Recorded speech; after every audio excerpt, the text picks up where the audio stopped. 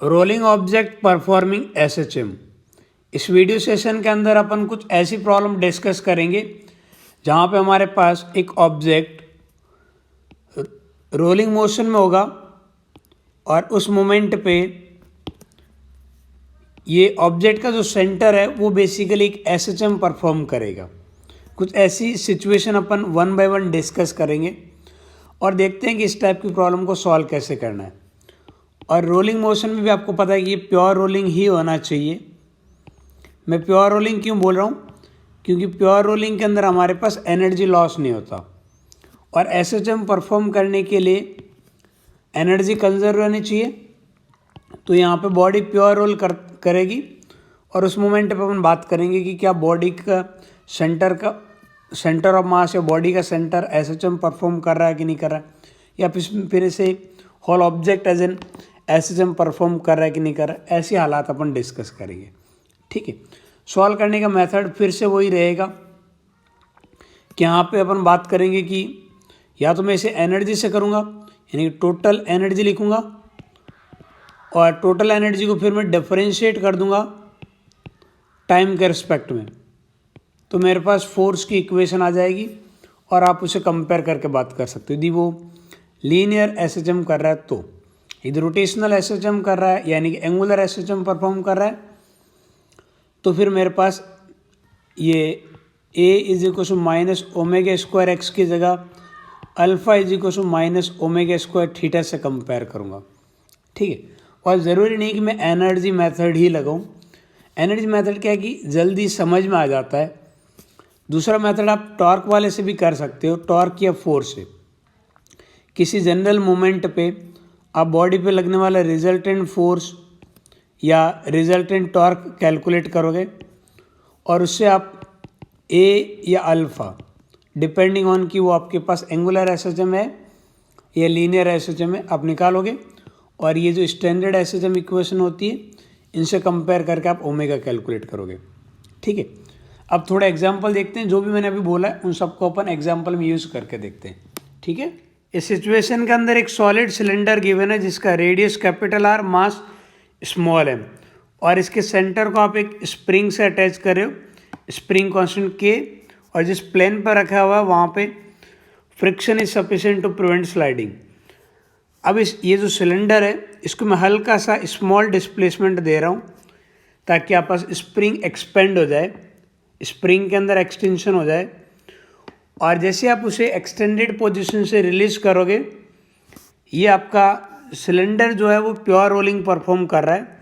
तो हमें बताना है कि क्या इसका जो सेंटर है वो एसएचएम करेगा for small value of x, यानी कि for small displacement, for small displacement. छोटा सा मैं इसे x से आगे ले जाता हूँ इधर की तरफ, फॉर स्मॉल डिस्प्लेसमेंट। आप इसे दो तरीके से सॉल्व कर सकते हो। एक अपन बात कर रहे थे एनर्जी मेथड और दूसरा हमारे पास फोर्स या टॉर्क मेथड। एनर्जी वाले में सिंपल बोल सकता हूँ कि किसी जनरल मोमेंट पे बात करेंगे।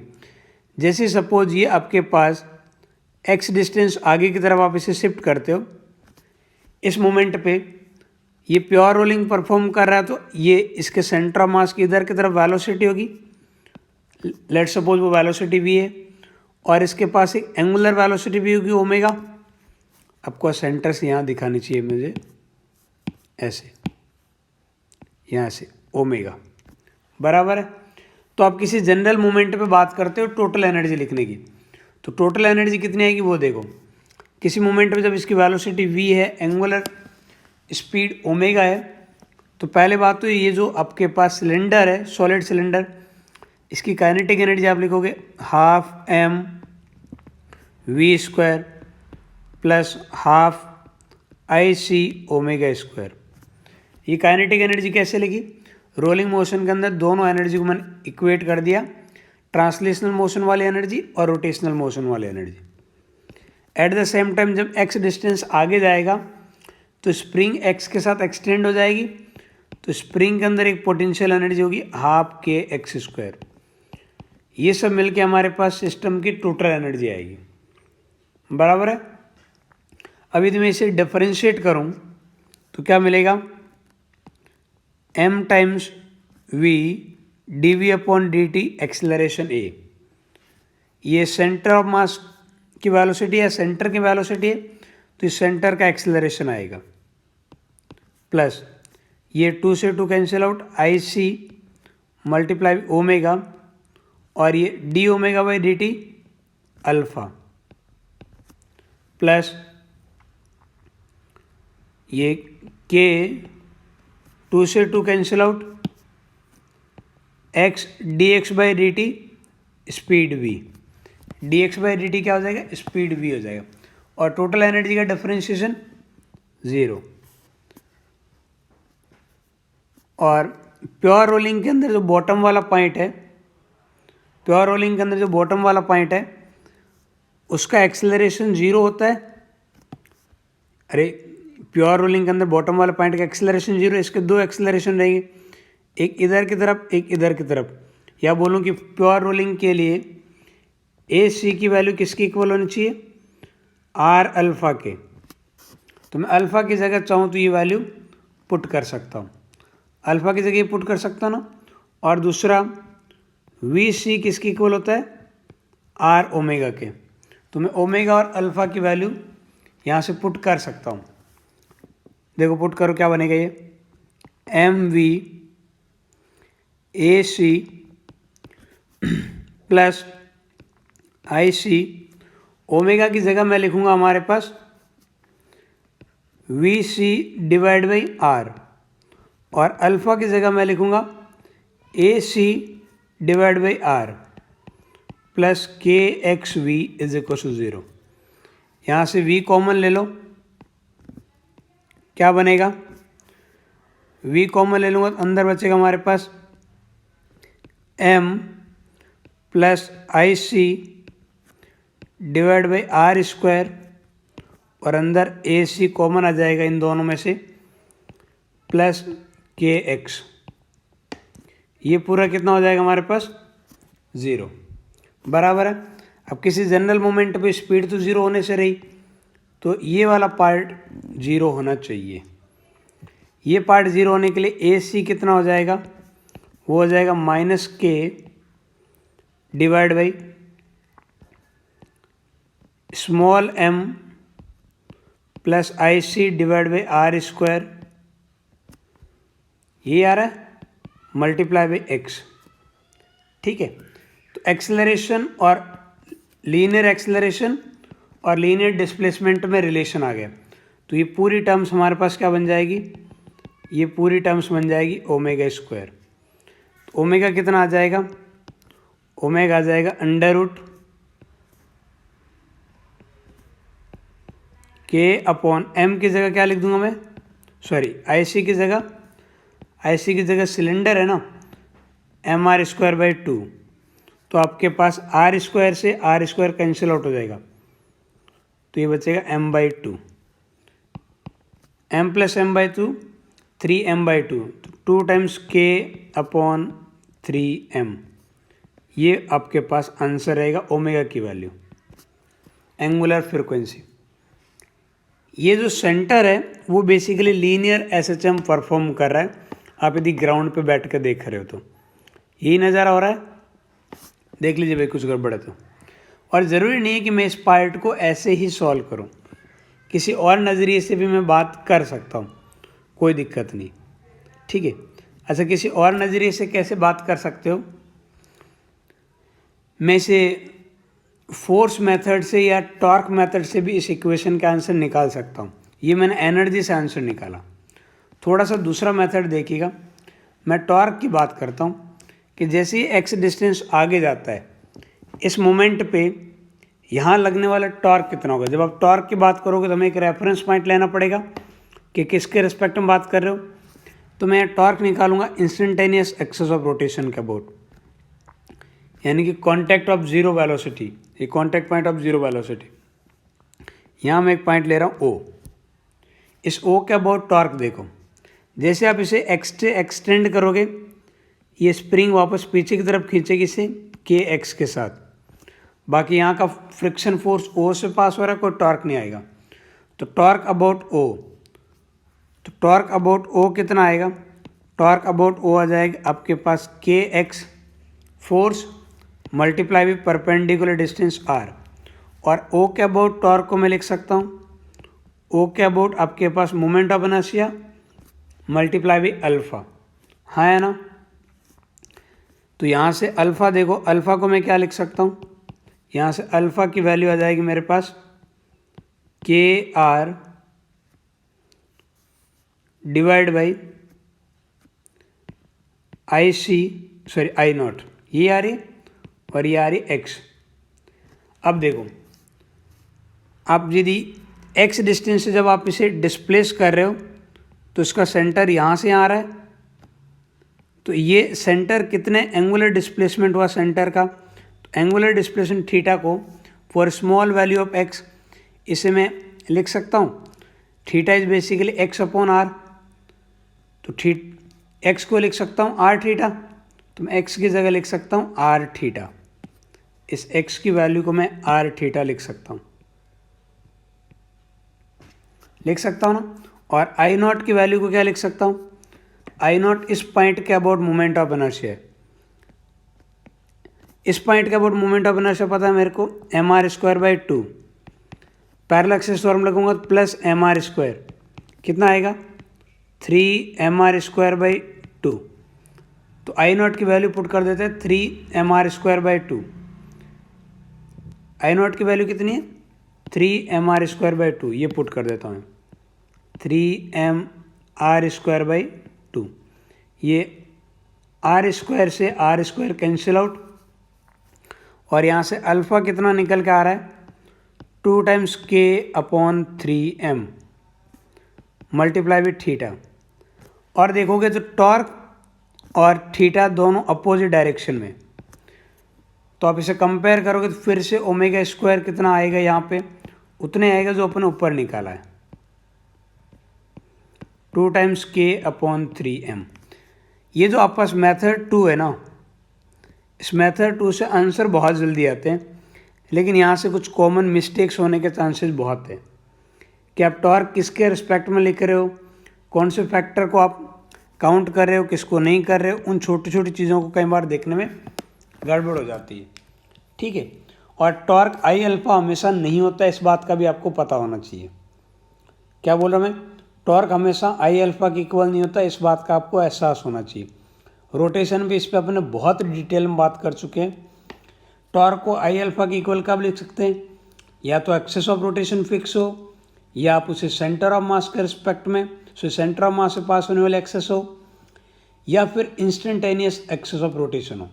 इन तीन के केस में ही लिख सकते, बाकी केसेस में नहीं लिख पाओगे। क्यों नहीं लिख पाओगे, ये पूरा डिटेल एनालिसिस रोटेशन में अपन कर चुके हैं, बराबर है। तो सेकंड वाला मेथड शॉर्टकट ज़रूर है, लेकिन मिस्टेक्स होने के चांसेस भी है, बराबर है। ये एनर्जी वाला बड़ी आसानी से समझ में आता है, कोई दिक्कत नहीं। तो उम्मीद करते हैं ये एग्जाम्पल आपको समझ में आया कि एक रोलिंग बॉडी भी एसएचएम कब परफॉर्म करती है, फॉर स्मॉल डिस्प्लेसमेंट। छोटा सा आप उसे थोड़ा सा डिस्टर्ब करते हो तो ये आपस रोलिंग बॉडी भी एक एसएचएम परफॉर्म कर रही है, ठीक है। यहाँ पे एक सॉलिड सिलेंडर गिवन है जिसका mass small m radius capital R, और इसको आप एक रफ सरफेस पे रख रहे हो जहाँ mu is large enough to prevent sliding. अब इसे आप यदि स्मॉल डिस्प्लेसमेंट देते हो, यानी हल्का सा डिस्टर्ब करते हो, तो ये बॉडी एसएचएम परफॉर्म करेगी, और उस एसएचएम का टाइम पीरियड कितना होगा ये हमें कैलकुलेट करना है, बराबर है।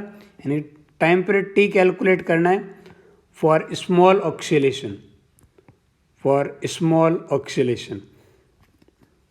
ये काफ़ी हद तक ऊपर वाली प्रॉब्लम के जैसा ही, बस ये K2 वाली एक और स्प्रिंग मैंने अटैच कर दी है, ठीक है। तो इसे भी आप दो तरीके से सॉल्व कर सकते हो, एक एनर्जी मेथड जो थोड़ा सा टाइम टेकिंग है लेकिन समझ में बड़ी आसानी से आता है, दूसरा फोर्स एंड टॉर्क मेथड, वो थोड़ी सी कई बार गलती हो जाती है। मैं सेकंड मेथड से इसे सॉल्व कर देता हूँ, एनर्जी वाले से आप ट्राई कीजिएगा, ठीक है। मान लेता हूँ कि ये वाला जो सिलेंडर है इसको आप थोड़ा सा आगे की तरफ डिस्टर्ब करते हो, राइट लेफ्ट किधर भी डिस्टर्ब करो फर्क नहीं पड़ता। मान लेते हैं जिस मोमेंट पे एक्स डिस्टेंस आगे की तरफ शिफ्ट होता है, उस मोमेंट पे इसका जो सेंटर है वो बेसिकली इस तरीके से एक्स डिस्टेंस आगे चला जाएगा, और ग्राउंड वाले पॉइंट के रिस्पेक्ट में स्मॉल एंगल थीटा से रोटेट होगा या नहीं होगा? ये स्मॉल एंगल थीटा। इस मोमेंट पे देखो क्या हालात होगी, ये स्प्रिंग कंप्रेस होगी, इस वजह से ये वाली स्प्रिंग एक फोर्स लगाएगी इधर की तरफ। कितना लगाएगी वो? के एक्स के इक्वल, क्योंकि स्प्रिंग आपके पास एक्स के साथ कंप्रेस हो रही है। ये वाला स्प्रिंग जो टॉप पॉइंट्स पे अटैच है ना, ये कहाँ जाएगी वो देखो। ये स्प्रिंग हमारे पास यहाँ जाएगी। ये कितना आगे बढ़ेगी स्प्रिंग का ये वाला एंड? ये 2x के साथ आगे बढ़ेगा, क्योंकि इस स्प्रिंग की जो रेडियस देख रहे हो इस पॉइंट के रिस्पेक्ट में 2 ऑफ आर है, तो सेम एंगल के लिए आर की लेंथ डबल होगी, तो ये वाला पॉइंट यहाँ कहीं आएगा। ठीक है, मैं थीटा की वैल्यू बहुत स्मॉल ले रहा हूँ, ये बेसिकली घूमेगा, वहाँ ऊपर नहीं जाएगा, इधर कहीं आएगा। समझ में आ रही बात? लेकिन थीटा बहुत स्मॉल होने पे समझने के लिए ऑलमोस्ट उतनी वैल्यू रहेगी। ठीक है, कोई दिक्कत नहीं है। तो ये वाली जो स्प्रिंग है वो एक्सटेंड हुई है, तो इस पॉइंट को पीछे की तरफ पुल करेगी। कितने से? के एक्स, यानी कि K2 मल्टीप्लाई एक्स बोले तो 2x, इतने फोर्स से पीछे की तरफ खींचेगी। अब मैं बात कर रहा हूँ torque about point O point का अबाउट टॉर्क कितना होगा वो चेक करो। ओ पॉइंट का अबाउट टॉर्क की बात करो तो K1 वाले की वजह से टॉर्क कितना रहेगा? आप बोलोगे force multiply with displacement, sorry force multiply with perpendicular distance, तो R। K2 वाले की वजह से कितना रहेगा? Force K2 multiply with twice of x, ये फोर्स है, multiply with perpendicular distance twice of R। ठीक है, अब देखो ये वाला फोर्स जब इधर लग रहा है तो ये बॉडी को एंटी क्लॉकवाइज डायरेक्शन में रोटेट करवा रहा है। ठीक है, मैं एंटी क्लॉकवाइज डायरेक्शन वाले टॉर्क को पॉजिटिव ले लेता हूँ, तो ये वाला जो टॉर्क है फोर्स लग रहा है ये भी बॉडी को एंटी क्लॉकवाइज डायरेक्शन में रोटेट करवा रहा है, तो दोनों के टॉर्क को मैं ऐड करूँगा। ठीक है, तो टॉर्क अबाउट ओ को मैं लिख सकता हूँ ना, moment of inertia about O multiply with alpha, क्योंकि ये इंस्टेंटेनियस एक्सेस ऑफ रोटेशन है। ठीक है, तो यहाँ से क्या बन जाएगा, ये आर यहाँ से कॉमन ले लेता हूँ मैं, एक्स और आर, तो बनेगा K1 plus 4 times K2 is equal to x R. चलेगा? तो अल्फ़ा कितना आ रहा है? अल्फ़ा की वैल्यू मैं लिख सकता हूँ K1 प्लस 4 टाइम्स K2, और आई नॉट कितना लिखोगे? IC प्लस MR², तो ये आपके पास IC है MR²/2, तो MR²/2 प्लस MR², तो बनेगा 3/2 MR²। और x को मैं क्या लिख सकता हूँ? x को लिख सकता हूँ r थीटा, और x की वैल्यू को मैं लिख सकता हूँ r थीटा, तो ऊपर ये बन जाएगा R² मल्टीप्लाई विथ थीटा। इसमें डायरेक्शन के साथ देखना चाहता हूँ, तो ये अल्फ़ा बेसिकली बॉडी को एंटी क्लॉकवाइज रोटेट करवा रहा था, और मैंने बॉडी को कैसे रोटेट करवाया? क्लॉकवाइज, तो थीटा और अल्फ़ा अपोजिट डायरेक्शन में। ठीक है, ये आपके पास कैंसिल आउट हो जाएगा, और यहाँ से आप देखते हो तो ओमेगा की वैल्यू कितनी आती है? ओमेगा आ रहा है 2 times K1 plus 4 times K2 divide by 3m, इस पूरे का अंडर रूट। ये हमारे पास एंगुलर फ्रिक्वेंसी आ रही। टाइम पीरियड टी चाहिए तो वो कितना हो जाएगा? वो हो जाएगा 2π/ओमेगा। ठीक है, ओमेगा की वैल्यू पुट कर देंगे। तो इस प्रॉब्लम को कैसे सॉल्व किया समझ में आ रही है? अच्छा, एक्स की वैल्यू स्मॉल होगी, उसी के लिए सारी चीज़ें वैलिड होगी, अदरवाइज नहीं हो पाएगी। क्यों नहीं होगी वो आपको देख के पता लग रहा होगा। ठीक है, जिस तरीके से मैंने यहाँ पे ये एक्स और थीटा में रिलेशन लिखा, ये सारी बातें तभी वैलिड हो पाएगी। उम्मीद करता हूँ आपको समझ में आया है। एक बहुत ही इंटरेस्टिंग सिचुएशन डिस्कस करते हैं। यहाँ पे हमारे पास एक सिलेंडर है, मास कैपिटल M, और इसके अंदर वाटर फिल है जिसका मास है स्मॉल m, और इसे आप एक स्प्रिंग से अटैच कर देते हो, और पूरा सिस्टम एक इंक्लाइंड प्लेन पर रखा हुआ है। अब बोला जा रहा है कि आपके पास फॉर स्मॉल ऑक्सीलेशन और for small disturbance the system execute SHM while this cylinder will perform pure rolling motion. तो हमें बताना है कि यहाँ पे टाइम पीरियड कितना होगा या एंगुलर फ्रिक्वेंसी ओमेगा कितनी होगी, ये पूछा है, बराबर है। अब यहाँ पे आप देखोगे तो ये जो सिलेंडर है, इस सिलेंडर का रोलिंग मोशन हो रहा है, लेकिन अंदर जो वाटर है, ये वाटर रिजिड बॉडी नहीं है और इसका रोलिंग मोशन नहीं होगा, इसका आपके पास ट्रांसलेशनल मोशन होगा। तो यहाँ पे अभी मैं इसे टॉर्क वगैरह से बिल्कुल भी सॉल्व नहीं करूँगा। इसे सॉल्व करने के लिए जो नॉर्मल एनर्जी मेथड है, मैं उसी पे आ जाऊँगा, बराबर है।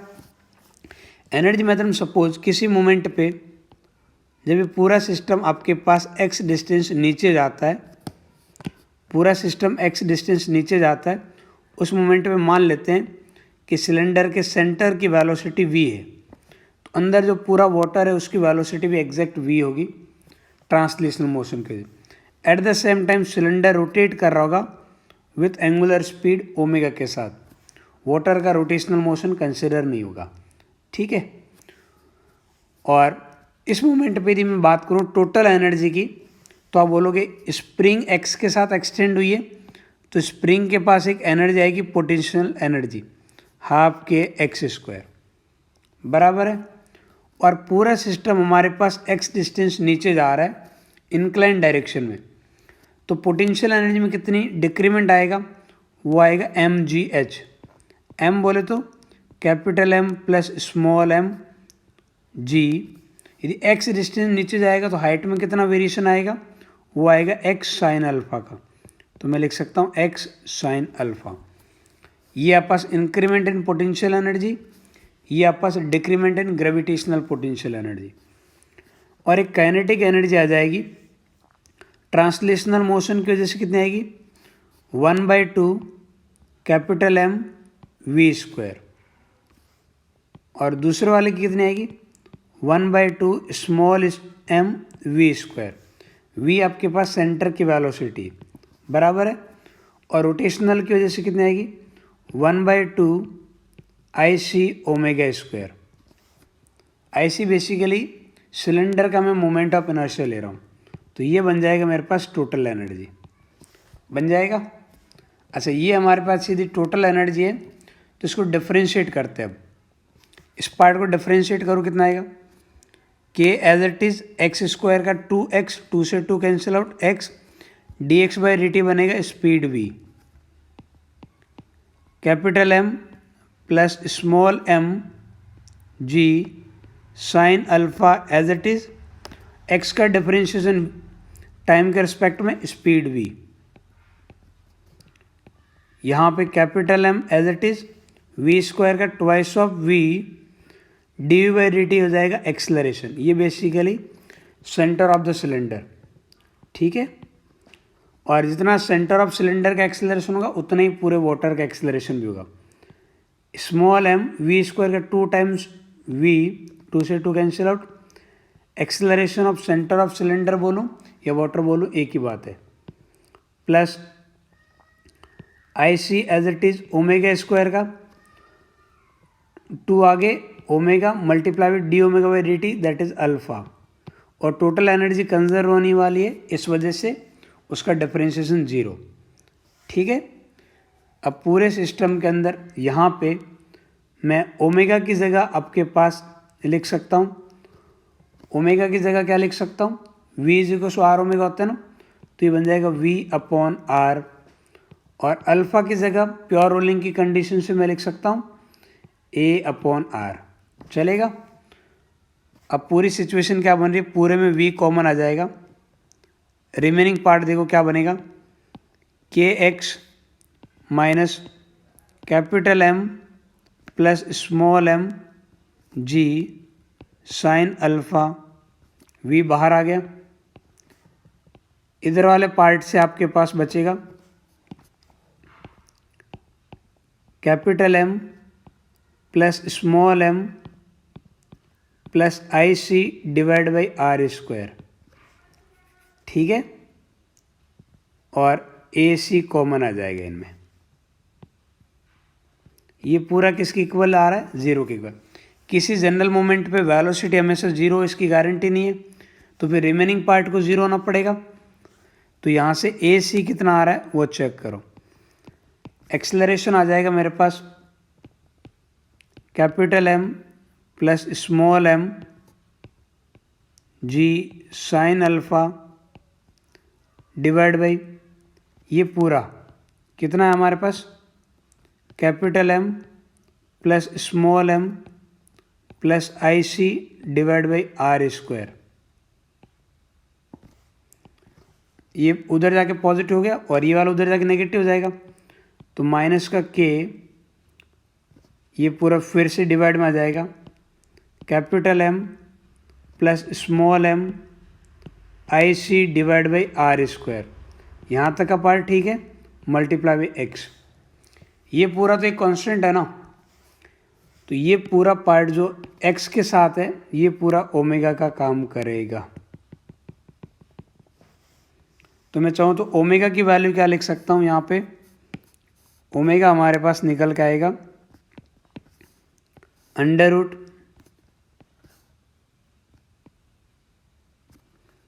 के डिवाइड बाई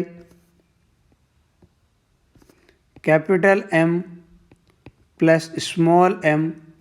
अब IC क्या है, IC बेसिकली सिर्फ सिलेंडर रोटेट कर रहा है ना, तो सिर्फ सिलेंडर का मोमेंट ऑफ इनर्शिया लिख रहे हैं क्योंकि रोटेशनल एनर्जी से आया है ना, और ये रोटेशनल एनर्जी अपने किसके लिए लिखी है, सिर्फ सिलेंडर के लिए, अंदर वाले वाटर का तो नहीं होगा।